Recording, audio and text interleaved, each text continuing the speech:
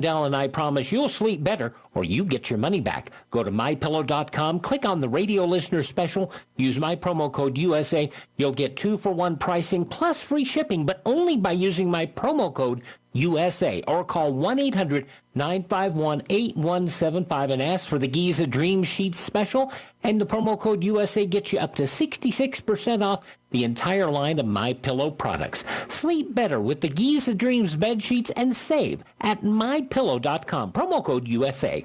Today in Ag News, in the Southeast Ag Network, cotton and soybean farmers can rest easy. The Environmental Protection Agency has provided clarity on 3 dicamba products. Clint Thompson has the story. The Environmental Protection Agency announced on Tuesday it has approved new registrations for 2 over-the-top dicamba products, XtendiMax with Vapor Grip technology and Ingenia herbicide, and extended the registration for an additional dicamba product, Tavium Plus Vapor Grip technology. These registrations are only for use on dicamba-tolerant cotton and soybeans and will expire in 2025. But it does provide certainty to American agriculture for the upcoming growing season and beyond, says University of Georgia Extension wheat scientist Stanley Culpepper. You know, we can't do anything but thank the EPA because they worked so tirelessly to get this done, as you mentioned, as early as they did, to help growers have the ability to make good decisions on seed purchases and technology purchases for next year. All 3 registrations include new control measures to ensure these products can be used effectively while protecting the environment.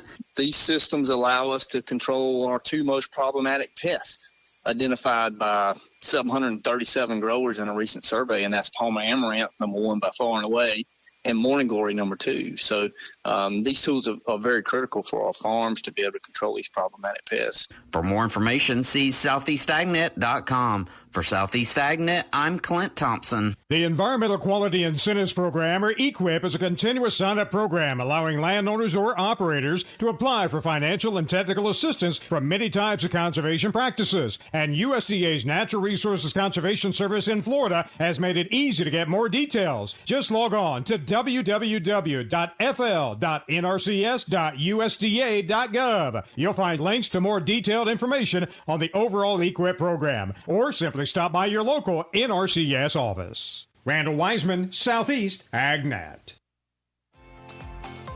Finally, shipping made easy. Just Ship is your answer to your shipping aggravation. They come pick up your package and ship it for you. Birthday gifts, eBay sales, or an online return. Just Ship can handle all of them for you. Act now and you can save 20% on an annual subscription, which will take you through the 2020 holiday months. Go to www.justship.net now and take the aggravation out of shipping.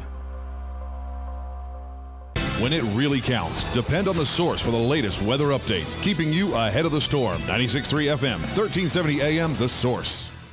We'll have a mix of clouds and sunshine today with a shower in places. Warm and humid, high 87 to 91. Then partly cloudy and humid tonight with a shower in the area late. Low this evening, 69 to 74.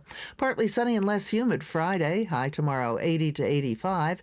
Then Saturday and Sunday both will be mostly sunny. High Saturday 82 to 86. High Sunday 84 to 88. From the Florida Weather Center, I'm Holly Holdren. This is Ocala Talks with Tom Schmitz, bringing stories that are important to our community in and around Ocala. Plus, of course, a splash of sports as well. Now, here's your host, Tom.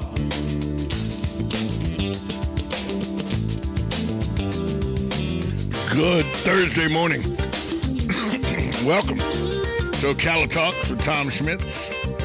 I'm coming to you live from the palatial studios of WOCA Radio, just outside the food court entrance to the Paddock Mall in the Brick City Beautiful, Ocala, Florida. Joining me on the airwaves this morning, as he does every morning at 8:05 with the Life South Blood Bank Report. It is Galen Unall, brought to you by the good folks at Penn Flooring and Palm Garden Health and Rehabilitation Center.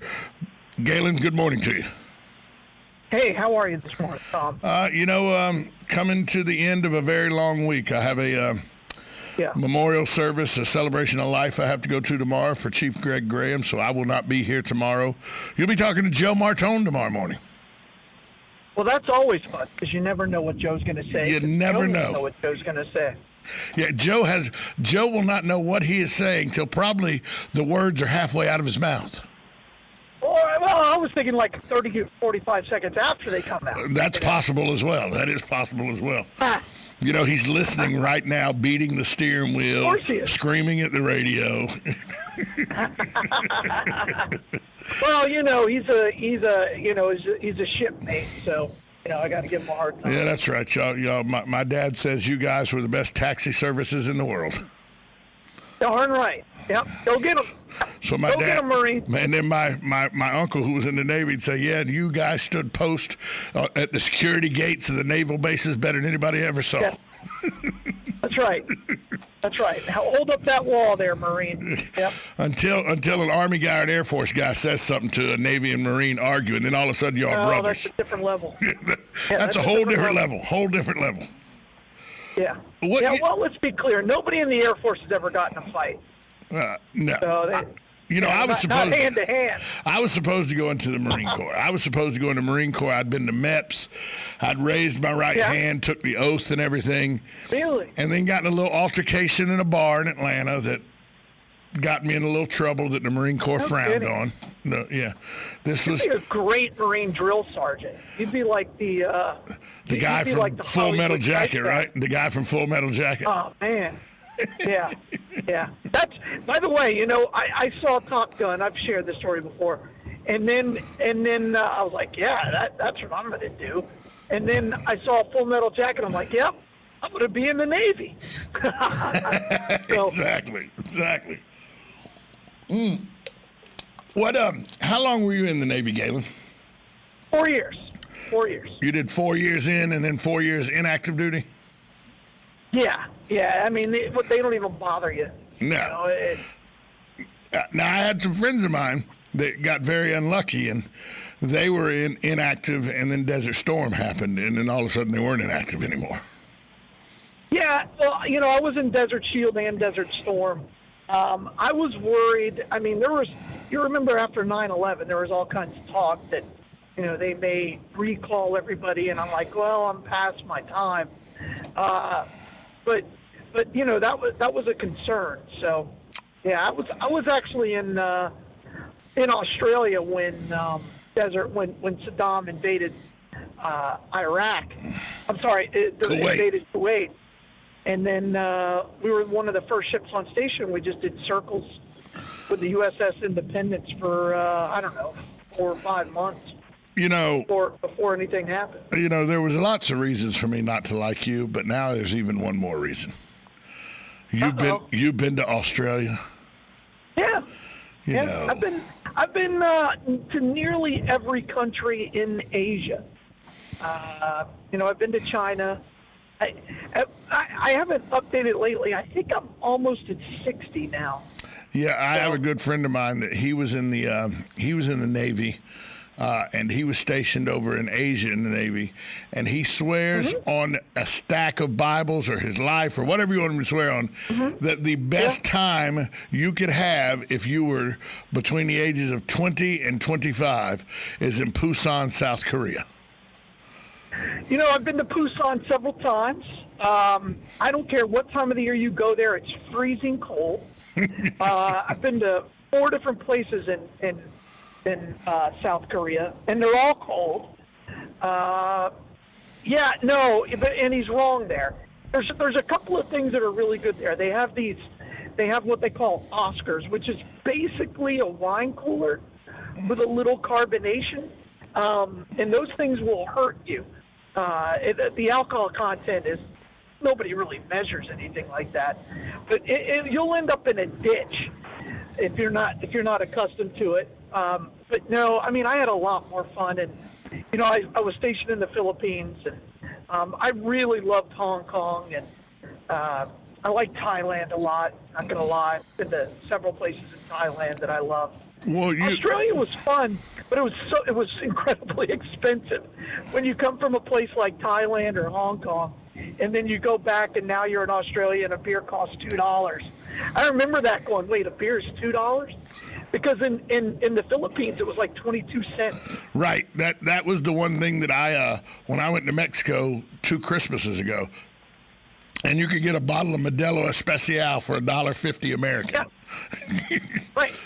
And inside a bar. Right. Inside a bar. You were inside a nice bar with a band playing and everything, and a bottle of Modelo Especial was $1.50, $1.75. Yeah. A shot of. I remember. I asked for a shot of Cuervo Gold tequila.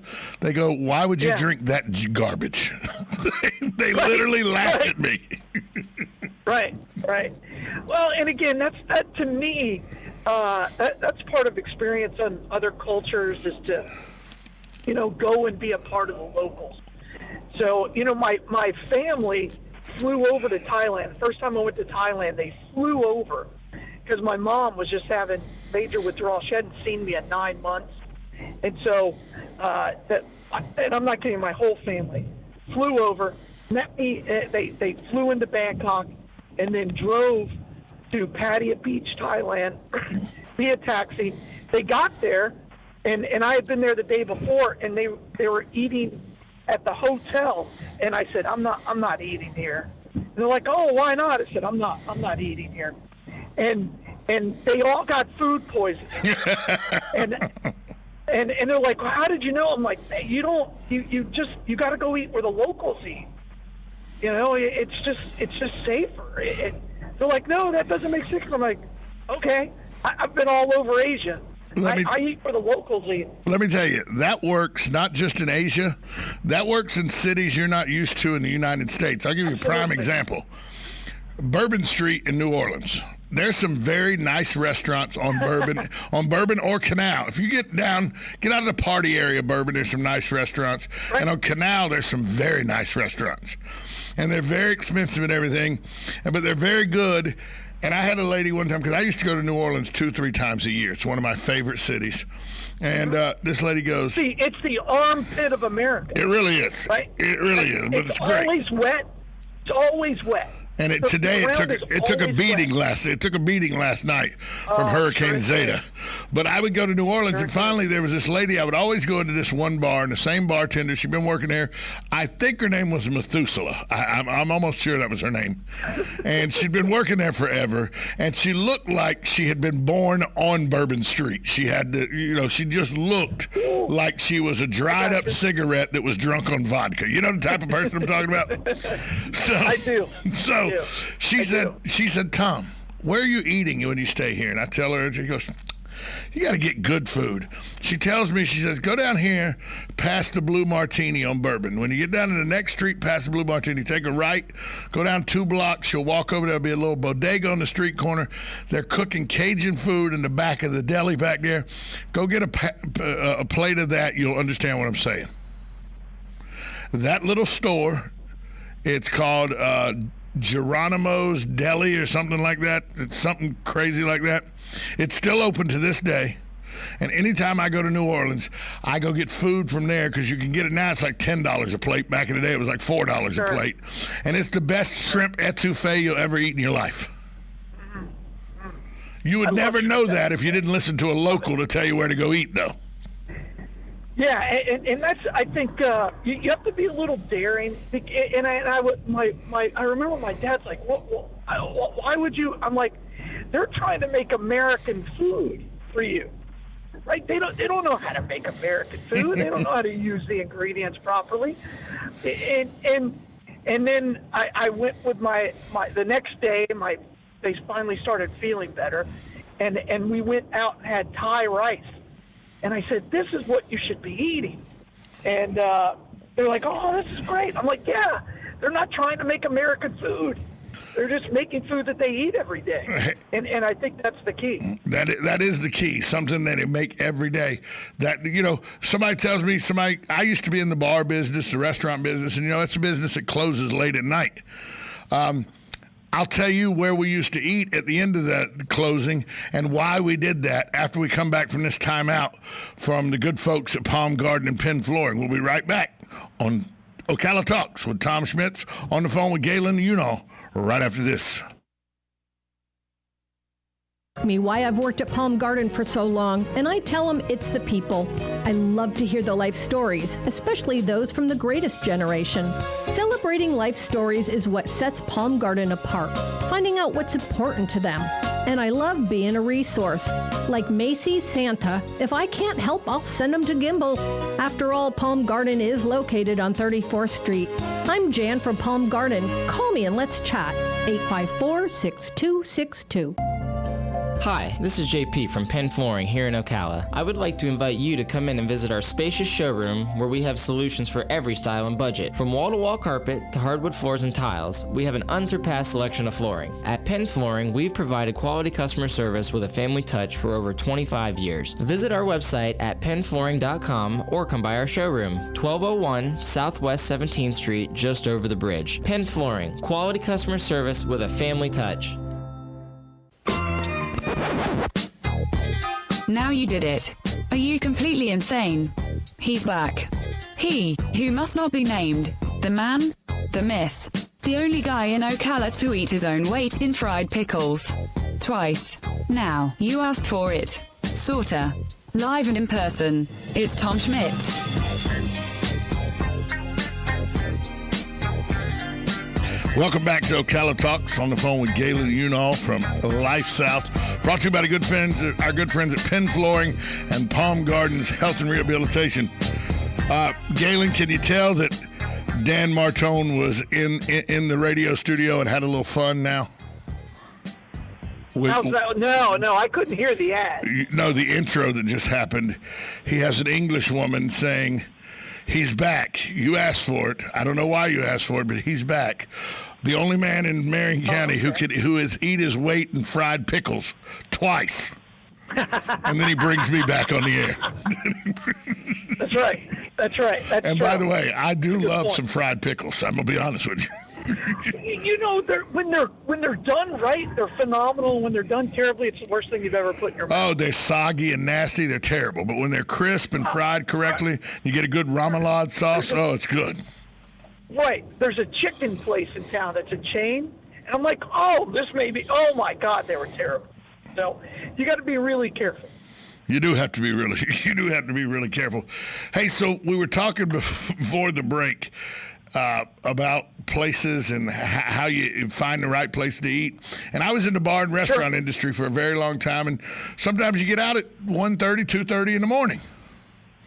And so you have to find a place to go eat afterwards because it's a different schedule. People are like, 2:30, you should go home, go to bed. That's not how it works when you sleep till 7 to get up and go to a bar at 9 to work. So it doesn't work that way. Right. So we'd find a place. Right. And the true tried and true theory of the best places to eat at 2:30, 3 o'clock in the morning, find out where the midnight shift of the police eat.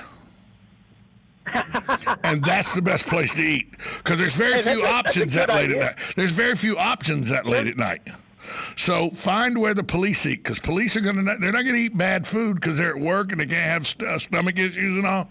Find where the police eat late at night, and you'll find the best places to eat at 2, 3, 4 in the morning. Yeah, that's a good tip. That's a really good tip. And you know, I used to tell people, you know, I didn't have a hamburger when the entire time I was in Asia, because they don't have meat the way we do. You know, hamburgers aren't a thing anywhere else in the world. So, yeah, I hadn't eaten a really good burger in, the 3.5 years I was open. I mean, over in Asia, they have dog and monkey brain they use to make burgers, right? Well, they make it out of goat. The goat is a staple over there, so it's just different. It's not like the Philippines has a lot of farmland to raise cattle. You know, they have a ton of chicken and pork, but no beef. And then you got India. You got India. I don't understand that. You got perfectly good cattle running around, and nobody eats them. You know, I haven't been to India because India technically isn't in Asia, but I haven't been to India. I was in Thailand, which is fairly. What do you mean India is technically not in Asia? India is technically in Asia. the way it sits on the map. It's the Asian continent. That's what aggravates me. That's what aggravates me, and I know people get me in trouble all the time. They say, "Tom, you're a racist. You're from the '60s and everything." When I refer to people from the Orient as Oriental, and they go, "Well, you can't do that. It's Asian. It's wrong, and it's racist to call them Oriental." And I go, "Let me ask you this: where's Turkey? Half in Europe, half in Asia. What do we call them? Are they Asians or are they Turks? In the Middle East. Yeah, but it's technically in Asia and Africa because in Europe because there's only 7 continents. The Middle East isn't a continent; it's part of a continent, Asia. Some of the Middle East is in Asia, some of the Middle East is in Africa, some of the Middle East is in Europe. When you look at only 7 continents, India is in Asia, Mongolia is in Asia, Russia's in Asia. So aren't they all Asian? Isn't it wrong and isn't it racist to exclude all of them as Asian? Well, I guess. I never made it to India or Sri Lanka or Myanmar. Still all in Asia. Still Asians. I agree. I guess. I understand what you're saying. It was so far. People get on me all the time. People get on me all the time because I won't recognize only a small section of the Asian continent as the only people that should be referred to as Asians. People get angry. They're like, "You're such a racist." I'm like, "No, you're just geographically challenged. I'm not racist." So is Russia in Asia? Or half of Russia's in Asia. Half of Russia's in Europe. Depends on which side you live in, so whether you're Asian or Russian. You're right. Thank you. That's Russia's part is Eurasia. So is Turkey. I mean, Istanbul split right down the center. Half's in Europe, half's in Asia. Sure, of course. Yeah, that's why it's the gateway to the Middle East and the gateway to Europe. So I just get aggravated when people go, there's only one area of Asian. The Asians only live. No, Asians live all in Asia. That's why it's called Asia. I would love to go there. So what's your top 5 countries you want to go to? Okay, my top 5 countries, well, the first one's Australia. I want to go to Australia. My second one is a long flight. I want to go to Japan. Okay. Where in Japan? I want to go see Nagasaki and Hiroshima, but that's because I'm a history guy. You know what I mean? Yeah, been there. Been to Hiroshima. I haven't been to Nagasaki. I would like to go to Johannesburg in South Africa. That would be cool. I have not made it to Egypt yet. Keyword there's yet. And maybe Iceland because I hear Reykjavik's a fun time. Sure. But I've been to Italy. Italy's like the Northeast, but with more people. It's about the size. It's about the size of Massachusetts, Vermont, that area. But New England. It's about the size of New England with like 8 times more people. You go to Naples, Italy. Naples, Italy's about the size of the Ocala, Gainesville area, with 8.5 million people. Right. I mean, Naples is one of the most crowded. It's one of the craziest crowded places I've ever been. I've been to England. I've been to Scotland. I've been to Ireland. I have no desire to go to the country of quitters. I have no. You mean the surrenderers? Yeah, the surrenderers, the quitters. We surrender. We surrender. Hey, America! Remember we helped you in 1778, so you got to come bail us out now again. That's right. Well, we owe them forever. We do owe them forever. Yeah. Look, I cannot argue the fact that without the French Navy and without Lafayette, we would still be English subjects. So we owe them quite a bit. I'm not real sure we owed. A hell of a statue. I'm not real sure we owed them. What we had to do in Vietnam. You know what I'm saying? Well, we can talk about Vietnam for the rest of our lives. That's all I'm saying. That was a French debacle that we, for some reason, decided we'd go help them. Yeah, I think yes. People simplify Vietnam, and it's hard. It's very, very hard to simplify. It is very hard because of all that was going on at the time. But I know that the South Vietnamese didn't want the North Vietnamese there. They didn't want the Chinese there. They didn't want the French there. They damn sure didn't want the Americans there. They didn't want anybody there. Right. And that's what gets lost in all this. Oh, we're helping us out. The South Vietnamese didn't want us there. Didn't want anybody there. It's becoming, Syria is reminding me more and more of Vietnam. Yes. Because of the cultural differences that we're trying to imply into one country, and I think we figured that out in Iraq, and those provinces are finally starting to, develop their own culture. Well, we have a history in this world, in this country, of forcing people that we think are smaller than us into doing what we want them to do, i.e. Yugoslavia, putting 3 groups of people that have hated each other since the beginning of time in one country. How'd that work out, Serbia? Then we do it with we do it with Syria with all the different cultures. You did it in Iraq with all the different cultures. By the way, don't even get me started. And people will get angry with me about this, but don't even get me started about how we forced the creation of a country in 1947 because people had faced a bad atrocity. And by the way, the Holocaust was horrible. But the fact that we went and created Israel in 1947 in the middle of the Middle East and said, whether you like it or not, Middle East, this is what we're saying is going to happen. That's what's led to the powder keg that we have now is the American, English. I don't agree with that. I know you don't. I don't agree with that. Look, the United Nations. I think you're really, really simplifying that. I think the reason you're seeing that has a lot more to do with it because the Jews were already there. Oh yeah, 100% they were. The Christians are already there. The Sunnis are already there. The Shiites are already there. It's a powder keg, not because of Israel. It's a powder keg because all of a sudden that became the center of our energy universe. 100%. We went back and recreated in 1947. We went back and recreated the world. Went back and recreated the beginnings of the what was the Crusades again by putting the Christians and the Moors right in each other's faces. Iraq. I know. Right. We also created Iraq then. Syria then. There was a lot more than just Israel. No, it was the region. I just said that by creating Israel, creating Iraq, Oman, we created all that in an area. If you look at it now, that's becoming the center of the peace that we're having. I mean, one thing that you can't take away from Trump is what he's done in the Middle East with all the new peace agreements. I think it's nothing less than miraculous. I just think I'm not going to give you that. No, I just think in 1947 we did a knee-jerk reaction. It could have been built better. It could have been right, 100%. It could have been built better. They just didn't do it better. They said, figure it out. That's the problem is we always create these areas and then we go, and y'all figure it out now that we've created it. And that's very difficult to do. I understand what you're saying. That cultures need to do it. I do. I really understand it. But we did it in America too. Yeah, we did. And it worked 100%. out. I mean, no, it didn't work out. Mexico out. Ask if it worked. Ask the Native Americans, your heritage. Ask if it worked out when we forced them into Oklahoma.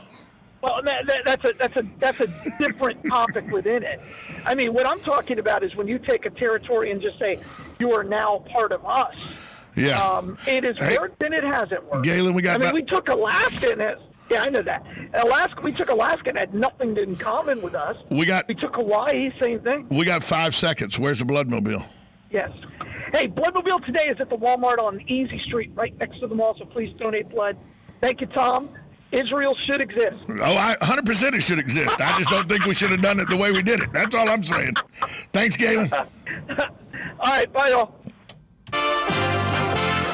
USA Radio News with Lance Pry. At least 3 people were killed and several wounded on Thursday in Nice, France. This is described by Nice Mayor Christian Estosi as a terrorist attack. Authorities say a man with a knife attacked people outside a church about 9 in the morning local time. Estosi said the attacker shouted Allah Akbar repeatedly as police apprehended him, and that the meaning of his gesture left no doubt. Enough is enough, the mayor told local reporters. It's time now for France to exonerate itself from the laws of peace in order order to definitively wipe out Islamofascism from our territory. The suspect is in French custody. The chief executives of Silicon Valley's most influential tech companies fielded partisan questions Wednesday in a high-profile hearing. Members of the Senate Commerce Committee largely stayed away from discussing a federal statute that provides a liability shield for social media sites. For Republicans, allegations of anti-conservative bias led the questioning. USA Radio News. Attention business owners body slammed by overwhelming debt. If your business is in trouble, hassled by creditors, if you're frustrated, finally fed up with big business bailouts while your business has been left for dead, please listen close. There's a brand new fast-track bankruptcy. Some have even called it the biggest small business bailout in American history. Designed for individuals and their businesses. And look, almost no one knows about this yet. My attorney wasn't even aware of it. The truth is, beating the system has never been easy because it's rigged in a sense against the little guy. But here's the jaw-dropping news nobody's talking about.